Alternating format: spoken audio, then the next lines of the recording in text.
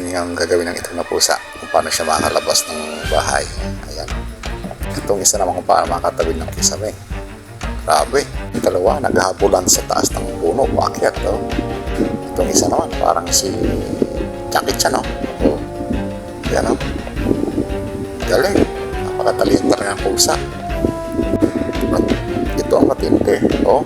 Mula sa limang palapag ng well,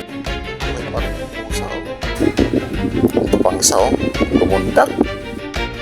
Ito pa yung isa, tumutulay sa may bakal na may mga patusok, oh. Itong matindi, tumutulay sa kable. Galing ang balancing ng pusa. At nakakabili pa ngayon ng mga flexibility. Ang galing mo, Miming. Nakakabilib.